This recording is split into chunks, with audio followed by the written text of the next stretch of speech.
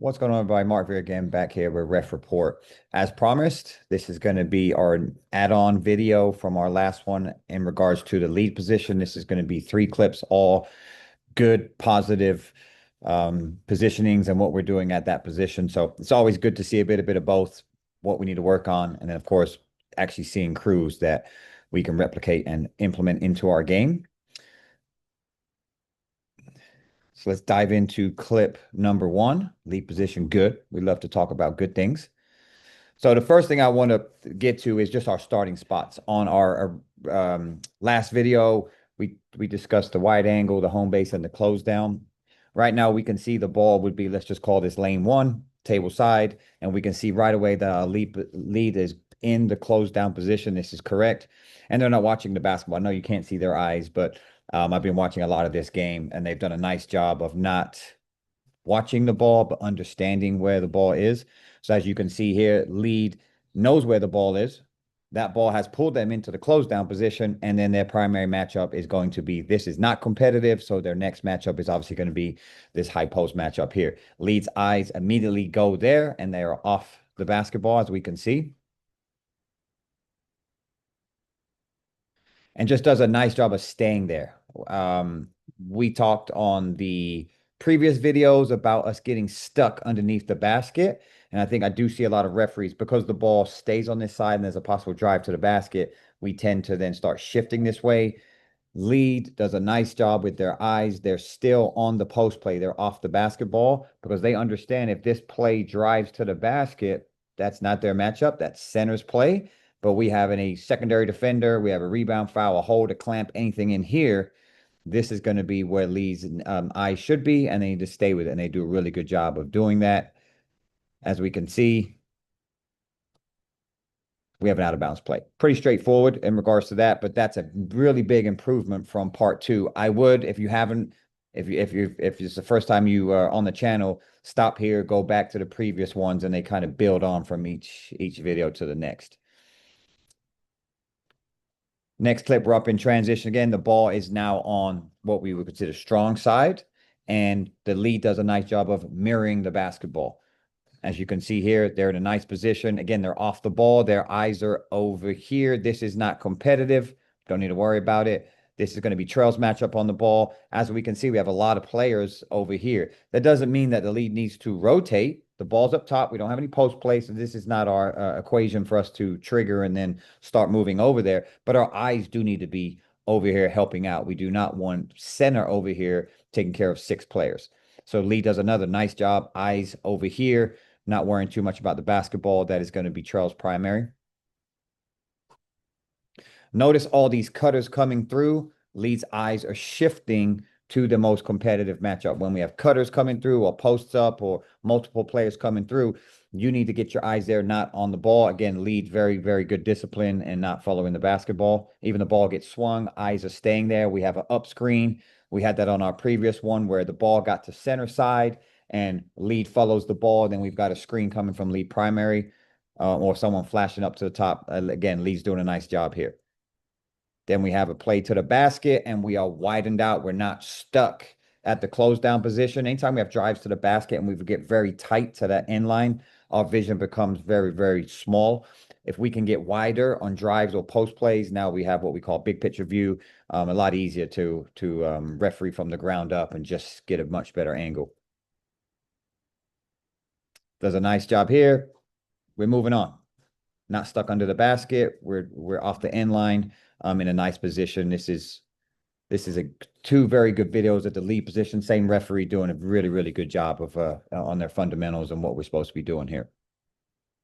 Last clip, we're on an out of bounds. I do see this a lot, that lead goes to the out of bounds because the basketball's over there. This we've got to be very disciplined. We've got to have self-talk, and our eyes need to get to our primary. We know the ball's over there, that we don't need to worry about when the ball comes in. If we have a possible violation over there, this situation is that we have screening action in the paint. Lead needs to focus there, and Lead does do a good job. Maybe be a little bit wider. I'm nitpicking, but we're still in great shape. We're not under the basket. We're not too tight. We're not enclosed down. Like, we still have a good we set ourselves in a good position to be able to referee this play in their primary. Ball is out here. We're still in a good position. We're still mirroring the basketball, and our eyes are not on the ball. Lee does a nice job. This is their matchup. And these two kids have been going at it all game. So I'm sure they've been talking about it in timeouts and a halftime that we need to get eyes to these two players, best two players on either team. And as you can see, Lee immediately talks to them. This is really good preventive officiating.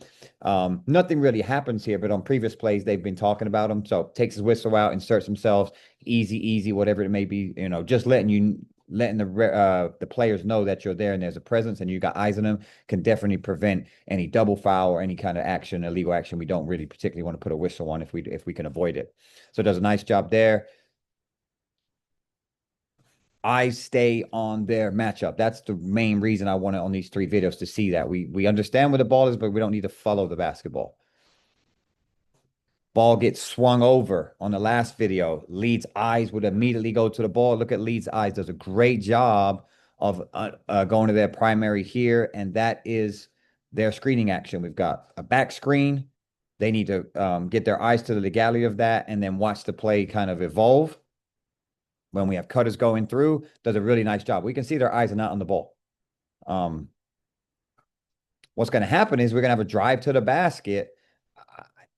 I think by now we may have even had a rotation in other crews from what we've seen.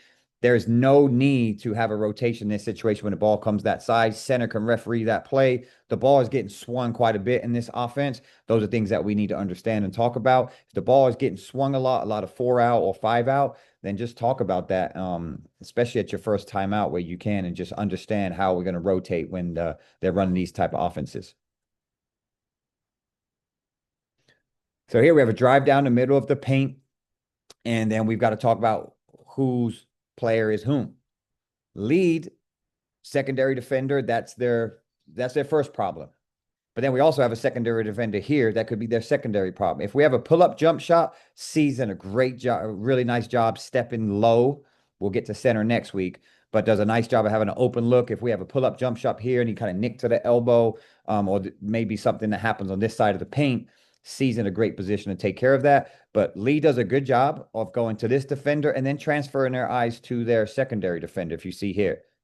So any nick or hit there, that's going to be closed to Lee, but center is looking right through that. And then they need to get their eyes to number 3. We have a verticality play. I think we had one on those on the previous one.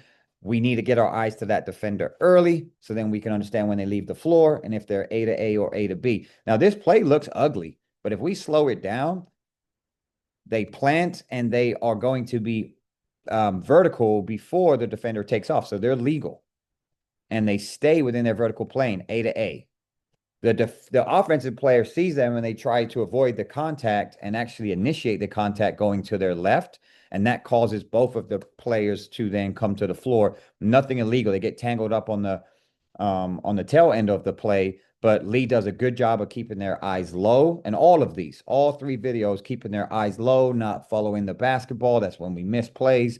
But does a really nice job of understanding that, yes, that play looks ugly, but this is what we call basically incidental contact. And then we let the play finish, and then offensive player actually puts that ball back in and we press on. Okay. So some takeaways that I think this crew did a really good job at lead position, mirroring the ball, which we didn't do a great job in our previous one. They getting off the basketball. They're not following the ball, getting to their matchups and keeping their eyes low at lead. I hope this helps. You can kind of see the difference between when we struggled at the lead position, things we need to work on, and then some things that we did a really nice job of doing. Try to implement this into your game.